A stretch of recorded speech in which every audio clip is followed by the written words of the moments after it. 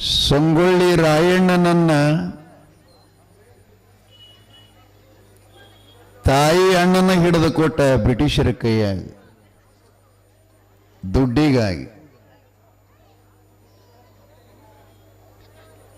ಸ್ವಲ್ಪ ಗಮನ ಇರಬೇಕೆಲ್ಲರಲ್ಲಿ.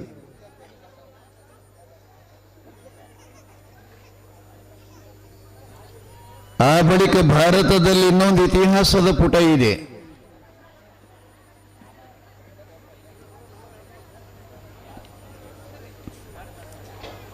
ಕಾಳಿದಾಸನ ಜ್ಞಾನ ಸಂಕೀರ್ಣ ಅಥವಾ ಜ್ಞಾನ ಚಿಂತನೆ ನಡೀತಕ್ಕಂಥ ಮಹಾರಾಜಧಾನಿ ಅದು ಧಾರಾನಗರದ ಭೋಜರಾಜ. ಅವನ ಆಸ್ಥಾನದಲ್ಲಿ ಕಾಳಿದಾಸರಿದ್ರು. ಭೋಜರಾಜ 8 ವರ್ಷದ ಮಗುವಿದ್ದಾಗ ತಂದೆ ಶಿವನ ಪಾದ ಸೇರ್ತಾ ಇದ್ದಾನೆ. ಲಕ್ಷದಾಗಿ ನಾ ಹೇಳೋ ಮಾತುಗಳನ್ನು ಯಾಕೆ ಹೇಳಕತ್ತೀನಿ, ಕಾರಣದಲ್ಲಿ ಅದಕ್ಕೆ. ಅವ ಇನ್ನೊಂದು ಗಳಿಗೆಯಲ್ಲಿ ಶಿವನ ಪಾದ ಶರವಿದ್ದ. ಪ್ರಾಣ ಪಕ್ಷಿ ಹಾರಿ ಹೋಗೋದಿತ್ತು. ಏಕೈಕ ಒಬ್ಬನೇ ಮಗ ಭೋಜ. ನನ್ನ ಮಗ ವಯಸ್ಸಿಗೆ ಬರೋ ತನಕ ಸಿಂಹಾಸನವನ್ನು ಹತ್ತೋ ತನಕ ಈ ರಾಜ್ಯ ಯಾರ ಕೈಯೊಳಗೆ ಕೊಡಬೇಕು ಅಂತೇಳಿ ಸುದೀರ್ಘವಾಗಿ ಆಲೋಚನೆ ಮಾಡ್ತಾ ಇದ್ದಾನೆ. ಪ್ರಧಾನಿ ಕೈಯ ಕೊಟ್ಟರೆ ಏನಾಗ್ತದ, ನಮ್ಮ ಅಣ್ಣತಮ್ಮರ ಕೈಯೊಳಗೆ ಕೊಟ್ಟರೆ ಏನಾಗ್ತದ, ಹೀಗ ಅನೇಕರ ಮೇಲೆ ವಿಚಾರ ಮಾಡ್ತಾ ಮಾಡ್ತಾ ಕೊನೆಗೆ ಯಾವಾಗ ನಿರ್ಣಯಕ್ಕೆ ಬಂದ ಅಂತಂದ್ರೆ, ಈಗ ಹೇಳಿದ್ನಲ್ಲ, ತಾಯಿ ತಂದೆ ಸಾಯ್ಬೇಕು, ಸೋದರ ಮಾವ ಇರಬೇಕು. ಹೆಂಡತಿಯ ತಮ್ಮ ಮುಂಜ ಅಂತೇಳಿದ್ದ. ಭೋಜರಾಜನ ತಾಯಿಯ ತಮ್ಮ ಮುಂಜ ಅಂತೇಳಿದ್ದ. ಅವ್ರ ತಂದೆ ಏನ್ ನಿರ್ಣಯ ಮಾಡದ ಅಂತಂದ್ರೆ, ನನ್ನ ಹೆಂಡತಿಯ ತಮ್ಮನ ಕೈಯೊಳಗೆ ರಾಜ್ಯವನ್ನು ಕೊಟ್ಟೆ ಅಂತಂದ್ರೆ ನನ್ನ ಮಗ ವಯಸ್ಸಿಗೆ ಬಂದ ಬಳಿಕ, ಪ್ರೌಢಾವಸ್ಥೆಗೆ ಬಂದ ಬಳಿಕ ರಾಜ್ಯವನ್ನು ಮರಳಿ ಕೊಡ್ತಾನೆ ಎನ್ನುವಂತ ವಿಶ್ವಾಸ ಇಟ್ಕೊಂಡು ಅವನು ಕರೆಸಿ ಪ್ರಾಣದ ಕೊನೆ ಅಂಚಿನೊಳಗೆ ಹೇಳ್ತಾನೆ, ಅಪ್ಪ ಮುಂಜಾನೆ ನೀನು ಭೋಜನ ಸಮಾನ ನನಗೆ, ಆದ್ರೆ ನಿನ್ನ ಮೇಲೆ ನನ್ನೊಂದು ವಿಶ್ವಾಸ ಇದೆ. ಏನು ಅಂತಂದ್ರೆ, ನಾನು ಈಗ ಇನ್ನೊಂದು ಗಳಿಗೆ ಒಳಗೆ ನನ್ನ ದೇಹದ ಯಾತ್ರೆಯನ್ನು ಮುಗಿಸ್ಕೊಂಡು ನಾನು ಪರಮಾತ್ಮನಡಿಗೆ ಹೋಗ್ತಾ ಇದ್ದೇನೆ. ನನ್ನ ಮಗು ದೊಡ್ಡವಾಗೋ ತನಕ ಈ ರಾಜ್ಯ ನಿನ್ನ ಕೈಯೊಳಗೆ ಕೊಡ್ತಾ ಇದ್ದೇನೆ. ಆದ್ರೆ ನನ್ನ ಮಗ ಪ್ರೌಢಾವಸ್ಥೆಗೆ ಬಂದ ಕೂಡಲೇ ಸಿಂಹಾಸನವನ್ನು ಹತ್ತುವ ಅಧಿಕಾರ ಬಂದಾಗ ಇದನ್ನು ವಾಪಸ್ವಾಗಿ ನೀ ಕೊಡ್ತೀಯ ಅಂತ ಹೇಳಿ ತನ್ನ ಕೈ ಮೇಲೆ ಕೈ ಹಾಕೊಂಡ. ಇವು ಮನೆಯೊಳಗೆ ನಡೀತಿರ್ತಾವ. ಯಾರ್ಯಾರ ಸಾಯೋ ಮುಂದೆ, ಹಿರಿಯರ ಸಾಯೋ ಮುಂದೆ ಇದ್ದವ್ರಿಗೆ ಹೇಳ್ತಿರ್ತಾರ. ಆ ಮನ್ಯಾಗ ಅವ್ರ ಮೇಲೆ ಒಬ್ಬರ ಮೇಲೆ ವಿಶ್ವಾಸ ಇರ್ತಿರ್ತದ. ಕರೆದು, ಯಪ್ಪ ತಾಯಿ, ಇವರೆಲ್ಲ ಇಲ್ಲಿ ತನಕ ನಂತ ಮಕ್ಕಳಿದ್ರು, ಇನ್ಮೇಲೆ ನಾನು ಹೋಗ್ತಾ ಇದ್ದೀನಿ, ಇವ್ರನ್ನೆಲ್ಲ ನೀನೇ ಮಕ್ಕಳಂತ ಹೇಳಿ ಜೋಪಾನ ಮಾಡ್ತಿ ಅನ್ನುವಂಗ ನನ್ನ ಕೈ ಮೇಲೆ ಕೈ ಹಾಕಂತ ಅಮ್ಮ ಹೇಳ್ತಾಳೆ ಪ್ರಾಣ ಬಿಡಾಗ. ಅಪ್ಪನು ಹೇಳ್ತಾನೆ. ಆದ್ರೆ ಕೈ ಮೇಲೆ ಕೈ ಹಾಕ್ತೀವಿ, ಆ ರೀತಿ ನಡ್ಕೊಂಡು ಹೋಗೋದಾಗುವುದಿಲ್ಲ ಜೀವನದಲ್ಲಿ.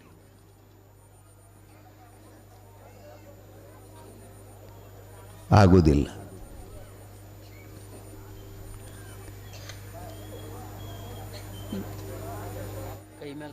ಬಸವಣ್ಣಪ್ಪ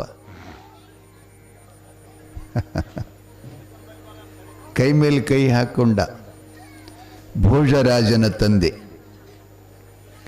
ಅಳಿಯ ಪ್ರಮಾಣ ಮಾಡಿದ, ಮಾವನವರೇ, ಅದು ನಮ್ಮ ಅಪ್ಪಂದಲ್ಲ ಈ ಆಸ್ತಿ, ಅದು ನಿಮ್ಮ ಆಸ್ತಿ, ನಿಮ್ಮ ಸೊತ್ತು, ನಿಮ್ಮ ಅಧಿಕಾರ. ಆದರೆ ಮಗು ದೊಡ್ಡವಾಗೋ ತನಕ ಪಾಲನೆ ಮಾಡುವ ಕರ್ತವ್ಯ ಮಾತ್ರ ನನ್ನದು. ಆತ ವಯಸ್ಸಿಗೆ ಬಂದ ಬಳಿಕ ಅದನ್ನು ನಿರಾಳವಾಗಿ ಬಿಟ್ಟುಕೊಡ್ತೀನಿ ಅಂತ ವಚನ ಕೊಟ್ಟ. ಆದರೆ ಅವ ಕಣ್ಣು ಮುಚ್ಚದ, ಇವ ಅಧಿಕಾರಿ ಮೇಲೆ ಬಂದ. ಯಾರ್ರೀ? ಭೋಜನ ಸೋದರ ಮಾವ ಮುಂಜ ಅಧಿಕಾರಕ್ಕೆ ಬಂದು 1 ವಾರ ರಾಜ್ಯ ಮಾಡಿದ. ರಾಜ್ಯ ಮಾಡಿದ ಮೇಲೆ ಅವನ ಭಾವ ಬದಲಾಯಿತಂತ್ರಿ. ಸೋದರ ಮಾವನ ಭಾವ ಬದಲಾಯಿತಂತ. ಯಾಕೆ? ಈ ಪ್ರಜಾ ಗೌರವ, ಸಿಂಹಾಸನದ ವೈಭೋಗ ಇದನ್ನೆಲ್ಲ ನೋಡಿ ಇದನ್ನು ಬಿಟ್ಟು ಕೊಡಬಾರ್ದಂತ ಮನಸ್ಸಾಯ್ತಂತ. ನಾ ಯಾಕೆ ನಿಮಗೆ ಶಾಲಿ ಕಲ್ತವ್ರಿಗೆ ಇತಿಹಾಸ ಓದಂತೀನಿ ಅಂತಂದ್ರೆ, ಇಂಥ ಕೋಶಗಳು ನಿಮಗೆಲ್ಲ ಸಿಗ್ದಾವ. ಜೀವನಕ್ಕೆ ಅತಿ ಮೂಲ್ಯವಾಗಿರತಕ್ಕಂಥ ಸಂದೇಶಗಳಿವೆಲ್ಲ. ಕೊಡಬಾರದಂತ ಭಾವವಾಗಿ ಅಷ್ಟಕ್ಕೆ ಬಿಡಲಿಲ್ಲವ. 8-9 ವರ್ಷದ ಭೋಜನಿಗೆ ಅವನು ಮುಗಿಸೇ ಬಿಡಬೇಕಂತ ವಿಚಾರ ಮಾಡ್ತಾನೆ. ಮಾಡಿ ರಾಜ್ಯನ ಅವನ ಕೈಯೊಳಗೆ ಬಂದ ಬಳಿಕ ಅಲ್ಲಿ ಕೆಲವು ಅವನ ಕೈಯಾಳುಗಳಿದ್ದು ಅವರಿಗೆಲ್ಲ ಕೈ ತುಂಬ ಹಣ ಕೊಟ್ಟ. ನಾನು ಹೇಳಿದ್ದೊಂದು ಕೆಲಸ ಮಾಡಬೇಕಂತ ಹೇಳ್ತಾನೆ ಅವರಿಗೆ, 4 ಜನರಿಗೆ. ಏನು ಹೇಳ್ತಾನಂದ್ರೆ, ಈಗೇನೀ ರಾಜ್ಯದಲ್ಲಿ ಅದಾನಲ್ಲ ಭೋಜ, ಇವನಿಗೆ ನೀವೆಲ್ಲ ಬುತ್ತಿ ಮಾಡಿರಲ್ಲ, ಸೂರಮ್ಮದೇವಿ ಬಸರಿನ ಬುತ್ತಿ, ಅಂತಹ ಬುತ್ತಿ ಮಾಡಬೇಕು. ಈ ಮಗನ್ ನಿಮ್ಮ ಜೊತೆಯಲ್ಲಿ ತಗೋಬೇಕು. ಇವನ್ನ ವನಭೋಜನಕ್ಕಂತ ಕರೆದೊಯ್ದು ಅರಣ್ಯದಲ್ಲಿ ಇವನ ಪ್ರಾಣವನ್ನು ಹೊಡೆದು ವಾಪಸ್ ಬರಬೇಕು ಅಂತ ಅವರಿಗೆ ಆಜ್ಞೆ ಮಾಡಿದ ಸೋದರ ಮಾವ. ಎಲ್ಲರೂ ಹಂಗೆ ಇರ್ತಾರಂತ ಹೇಳಂಗಿಲ್ರಿ, ಆದ್ರೆ ಒಬ್ಬೊಬ್ರು ಇರ್ತಿರ್ತಾರೆ. ಅಂಥವು ಗುಣಗಳು ಸಹಿತ ನಶಿಸಬೇಕು ಅಂಥೇಳಿ ಈ ಸಂದೇಶ ನಿಮ್ಗೆ ಕೊಡ್ತಾ ಇದ್ದೇನೆ. ಅವರು ಒಪ್ಕೊಂಡ್ರು. ಹಣದಾಸೆಗಾಗಿ ಈ ಕಾರ್ಯ ಮಾಡ್ತೀವಿ ಅಂತ ಒಪ್ಕೊಂಡ್ರು.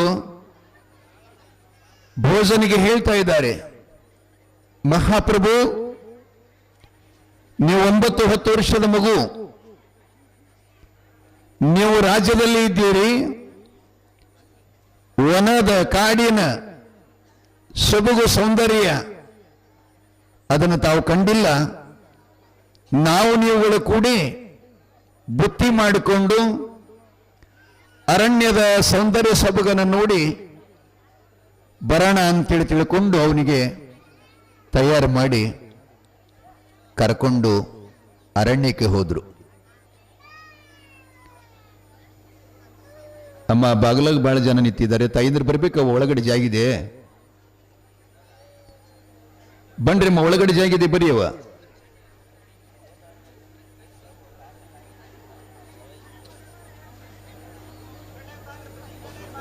ಈ ಕಡೆ ಹಿಂದೆ ಶಾಲೆ ಕಡೆ ಬರೆಯಲ್ಲ ಜಾಗ ಇದ್ದೀರಿ, ಈ ಕಡೆ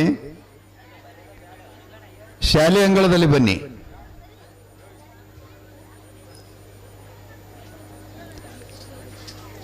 ಹಣದಾಸಕ್ಕಾಗಿ ದುಷ್ಟರು ಭೋಜನನ್ನ ಅರಣ್ಯಕ್ಕೆ ಕರ್ಕೊಂಡು ಹೋದ್ರು. ಹೋಗಾಗ ಭೋಜ ಮಾತು ಹೇಳ್ತಿದ್ದವ್ರ ಜೊತೆಯಲ್ಲಿ, ಭಗವಂತ ಎಂಥ ಸೃಷ್ಟಿ ಮಾಡಿದಾನೆ, ಎಂತಿಂಥ ಮರಗಳು ಬೆಳೆಸಿದಾನೆ, ಹರಿಯುವ ನೀರಿನ ಸೌಂದರ್ಯ, ಮಾಗಿದ ಹಣ್ಣುಗಳ ಸೌಂದರ್ಯ, ಆ ಹಣ್ಣುಗಳನ್ನು ತಮ್ಮ ಚುಂಚಿನಿಂದ ತಿನ್ನುವಂತಹ ಗಿಳಿಗಳನ್ನು ನೋಡಿ ಭಗವಂತನ ಲೀಲಾಮೃತವನ್ನು ಹೇಳ್ತಾ ಹೊರಟ ಅವರಿಗೆ. ಭೋಜನ ಅತ್ಯಂತ ಸುಮಧುರವಾದ ಸುಂದರವಾದ ಅವನ ಮಾತುಗಳನ್ನು ಕೇಳ್ತಾ ಕೇಳ್ತಾ ಕೇಳ್ತಾ ಇವರೇನು ಅವನ ಹೊಡಿಬೇಕಂತ ತಗೊಂಡು ಹೋಗಿದ್ರಲ್ಲ, ಅವರ ಮನಸ್ಸೇ ಬದಲಾಯಿತಂತ್ರಿ. ಭೋಜನ ಮಾತುಗಳನ್ನು ಕೇಳಿ ಮನಸ್ಸು ಬದಲಾವಣೆ ಆಯಿತು. ಅವರಂತಾರ, ಬಂಗಾರದಂಥ ಈ ಮಗು ಮುತ್ತಿನಂಥ ಮಾತು ಹೇಳ್ತಾನಲ್ಲ, ಇಂಥ ಮಗನ್ನ ಯಾಕೆ ಕೊಲ್ಬೇಕು ಅಂತ ಭಾವ ಆಯ್ತಂತ. ಆಗಲೇ ಅವರು ಒಂದು ಮರದಡಿಯಲ್ಲಿ ಕೂತ್ಕೊಂಡ್ರು. ಭೋಜನ ಮಾತುಗಳನ್ನು ಕೇಳಿ ಪರಿವರ್ತನಾಗಿ ಅವನಿಗೆ ಹೇಳ್ತಾ ಇದ್ದಾರೆ, ಅಪ್ಪ ಮಹಾರಾಜ್, ನಿನ್ನನ್ನು ನಾವು ವನಭೋಜನಕ್ಕೆ ಕರ್ಕೊಂಡು ಬಂದಿಲ್ಲ, ನಿನ್ನ ಪ್ರಾಣ ಹೊಡಿಬೇಕಂತ ನಾವು ಬಂದೀವಿ. ಇದು ನಮ್ಮ ಸೊತ್ತು ಅಲ್ಲ, ಈ ವರ್ತಮಾನದ ಮಹಾರಾಜ ಮುಂಜೇನದನಲ್ಲ, ನಮಗೆ ಕೈ ತುಂಬ ಸಂಬಳ ಕೊಟ್ಟು ಈ ಕಾರ್ಯ ನೀವು ಮಾಡಿ ಬರ್ಬೇಕಂತ ನಮಗೆ ಆಜ್ಞೆ ಮಾಡಿದ್ರು. ರಾಜಾಜ್ಞೆ ಮೀರಬಾರದು ಅಂತ ಹೇಳಿ ನಿನ್ನನ್ನು ಇಲ್ಲಿ ಕರೆತಂದೀವಿ. ಆದರೆ ಈ ಕೈಯಿಂದ ನನಗೆ ನಿಮಗೆ ಹೊಡೆಯಕ್ಕಾಗಲ್ಲ ಅಂತ 4 ಜನ ಹೇಳಿದ್ರಂತ. ಮಗು ಹೇಳ್ತಾನೆ, ಕೇಳ್ರಿ ಮಾತು, ಅರಿಯಪ್ಪ ಹಾಗೆ ಮಾಡಬೇಡ್ರಿ. ಮುಂಜೆ ಮಹಾರಾಜರು ಹೇಳಿದ ಆಜ್ಞೆ ನೀವು ಪರಿಪಾಲನೆ ಮಾಡಬೇಕು. ಒಂದ್ ವೇಳೆ ಹಾಗೇನಾದರೂ ಮಾಡಿ ನನ್ನ ಪ್ರಾಣ ಹೊಡಿಲಾರ್ದ ಹೋದ್ರಿ ಅಂತಂದ್ರೆ, ಗುರುತಾತು ಅಂತಂದ್ರೆ, ನನ್ನ ಬದಲಾಗಿ ನೀವು 4 ಜನ ಗಲ್ಲಿಗೇರಿಬೇಕಾಗುತ್ತೆ. ಆದ್ದರಿಂದ ದಯಮಾಡಿ ರಾಜ ಆಜ್ಞೆ ಮಾಡಿದಾನೆ, ನನ್ನ ಪ್ರಾಣ ತಾವು ಹೊಡಿಬೇಕು ಅಂತ ಹೇಳಿ ಮಗು ಹೇಳ್ತಾ ಇದೆ. ಅವರು ಅವನ ಕಾಲಿಗೆ ಬಿದ್ದರು. ಶಶೆ, ನಮ್ಮಿಂದ ಈ ಕಾರ್ಯ ಆಗಲ್ಲ, ನಮ್ಮ 4 ಜನರ ಪ್ರಾಣ ಹೋದ್ರೂ ಪರವಾಗಿಲ್ಲ, ಈ ಕೆಲಸ ನಾವು ಮಾಡೋದಿಲ್ಲ ಅಂತಂದ ಕೂಡಲೇ ಮಗು ಒಂದು ಮಾತು ಹೇಳ್ತಾನೆ ಅವರಿಗೆ. ಅವನ ಕಿಶದೊಳಗೆ ಲೆಕ್ಕಣಿಕೆ ಇತ್ತು, ಪೆನ್ನು. ಒಂದು ಹಾಳಿ ತಗೊಂಡ, ಅದರ ಮೇಲೆ ರಾಜನಿಗೆ ಸಂದೇಶ ಕೊಡ್ತಾನೆ. ಧಾರಾನಗರದ ನೂತನವಾದ ಚಕ್ರವರ್ತಿ ಮುಂದ ಮಹಾರಾಜರಿಗೆ ನಿಮ್ಮ ಪ್ರೀತಿಯ ಅಳಿಯ ಭೋಜನ ಮಾಡುವ ಶಿರಸಾಷ್ಟಾಂಗ ನಮಸ್ಕಾರಗಳು. ಈಗ ಪತ್ರ ಬರೆದು ಯಾರಿಗೂ ಗೊತ್ತಿಲ್ಲ, ಈಗೆಲ್ಲ ಮೊಬೈಲ್ದೊಳಗೆ ಮಾಡಕತ್ತರ.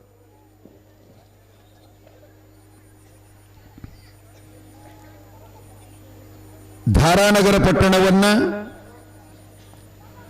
ನಮ್ಮ ತಂದೆ ಆಳಿದಂತೆ ನೀವು ಕೂಡ ಬಹಳ ಸುಂದರವಾಗಿ ಪ್ರಜೆಗಳು ತಮ್ಮ ಮಕ್ಕಳಂತೆ ಪರಿಪಾಲನೆ ಮಾಡುತ್ತಾ ಹೊರಟಿದ್ದೀರಿ.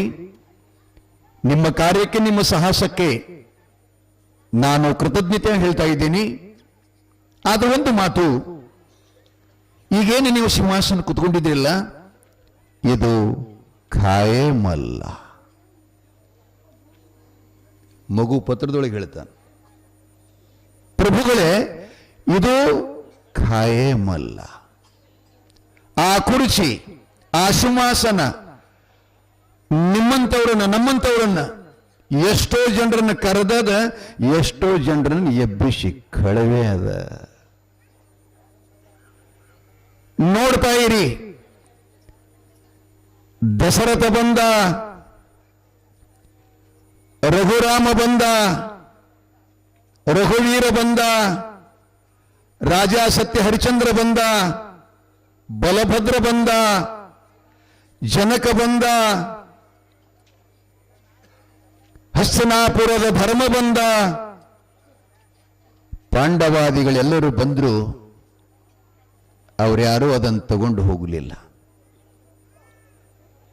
ಅದಕ್ಕೆ ನನ್ನ ಕೊನೆ ನಮಸ್ಕಾರಗಳು.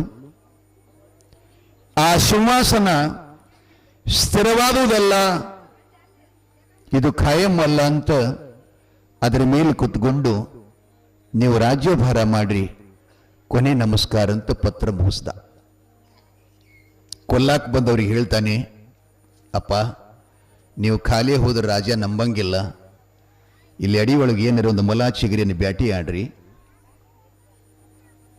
ಆ ಮಲದ ರಕ್ತದೊಳಗೆ ನನ್ನ ಬಟ್ಟಿ ಎಲ್ಲ ತೋಯಿಸ್ರಿ, ತೋರಿಸ್ಕೊಂಡು ಒಂದು ತಾಟ್ನಾಗ ಇಟ್ಕೊಂಡು ಮಹಾರಾಜ ಮುಂಜಾನೆಗೆ ಹೋಗಿ ತೋರಿಸ್ರಿ, ಅದನ್ನು ನಾವು ಭೋಜನನ ಹೊಡೆದೀವಿ ಅಂತೇಳಿ ನಿಮಗೆ ಬಹುಮಾನ ಸಿಗುತ್ತೆ.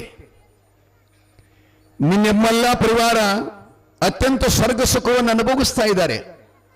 ಅಂತ ಅವ್ರನ್ನ ಉಪದೇಶ ಮಾಡಿ ಪತ್ರ ಅವ್ರ ಕೈಯಾಗ ಕೊಟ್ಟು ಕಳಿಸ್ತಾನೆ. ಅವ್ರ ಮನೆಗೆ ಬರ್ತಾರೆ. ರಾಜ್ಯಕ್ಕೆ ಬಂದು ಆ ಮಗು ಕೊಟ್ಟ ಬಟ್ಟೆಗಳನ್ನೆಲ್ಲ ತೋರಿಸ್ತಾರೆ.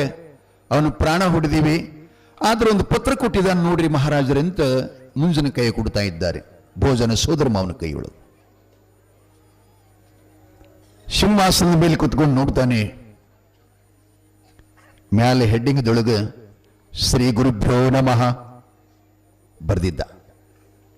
ಕೆಳಗಡೆ ಧಾರಾನಗರದ ವರ್ತಮಾನದ ಮಹಾಪ್ರಭುಗಳಾಗಿರತಕ್ಕಂಥ ಚಕ್ರವರ್ತಿಗಳಾಗಿರತಕ್ಕಂಥ ಮುಂಜೆ ಮಹಾರಾಜರಿಗೆ ನಿಮ್ಮ ಪ್ರೀತಿಯ ಅಳಿಯ ಭೋಜನ ಮಾಡುವ ಶಿರಸಾಷ್ಟಾಂಗ ನಮಸ್ಕಾರಗಳು.